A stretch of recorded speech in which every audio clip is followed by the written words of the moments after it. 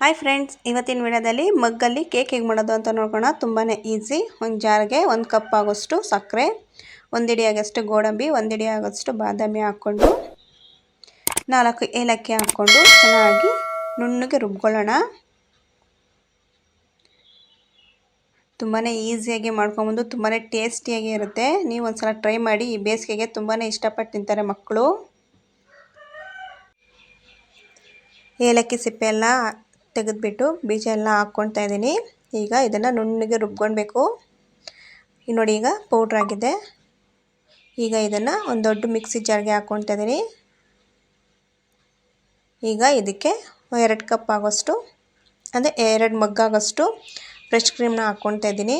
ಇಲ್ಲಿ ಹಾಲು ಯೂಸ್ ಮಾಡ್ತಾಯಿಲ್ಲ ನಾನು, ಕೇವಲ ಫ್ರೆಶ್ ಕ್ರೀಮ್ನೇ ಹಾಕ್ಕೊಳ್ತಾ ಇದ್ದೀನಿ. ಫ್ರೆಶ್ ಕ್ರೀಮ್ ಇಲ್ಲ ಅಂದರೆ ಹಾಲು ಕೆನೆ ಕೂಡ ಹಾಕ್ಕೊಬೋದು ನೀವು ಎತ್ತಿಟ್ಟಿದ್ರೆ.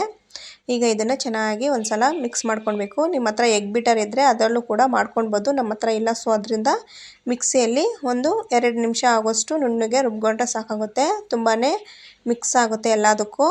ಈಗ ನೋಡಿ, 2 ಮಗ್ ಇಟ್ಕೊಂಡಿದ್ದೀನಿ. 2 ಮಗ್ಗಿಗೂ ಸಹ ತುಂಬಕ್ಕೆ ಹಾಕ್ಕೊಳ್ತಾ ಇದ್ದೀನಿ.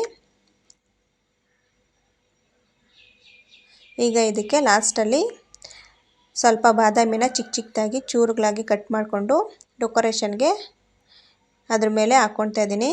ತುಂಬಾ ಈಸಿಯಾಗಿ ತುಂಬಾ ಟೇಸ್ಟಿಯಾಗಿರುತ್ತೆ. ಒಂದು ಸಲ ಮಾಡಿ. ಈಗ ಅದ್ರ ಮೇಲೆ ಅಲ್ಯೂಮಿನಿಯಂ ಪೇಪರ್ನ ಕ್ಲೋಸ್ ಮಾಡ್ತಾಯಿದ್ದೀನಿ. ಈಗ ಇದನ್ನು ಒಂದು 8 ಗಂಟೆಗಳ ಕಾಲ ಫ್ರೀಝರಲ್ಲಿ ಇಟ್ಬಿಡೋಣ. ನೀವು ರಾತ್ರಿ ಮಾಡಿಟ್ಕೊಂಡ್ರೆ ನಾಳೆ ಮಧ್ಯಾಹ್ನ ಆಗೋಷ್ಟರಲ್ಲಿ ತುಂಬಾ ಚೆನ್ನಾಗಿರುತ್ತೆ. ಬಿಸಿಲು ಕೂಡ ಚೆನ್ನಾಗಿ ಬಂದಿರುತ್ತೆ, ಆಗ ತಿನ್ಬೋದು. ನೋಡಿ ಈಗ ಯಾವ ರೀತಿ ಬಂದಿದೆ ಅಂತ. ತುಂಬಾ ಗಟ್ಟಿಯಾಗಿ ತುಂಬಾ ಸಾಫ್ಟಾಗಿ ಬಂದಿದೆ.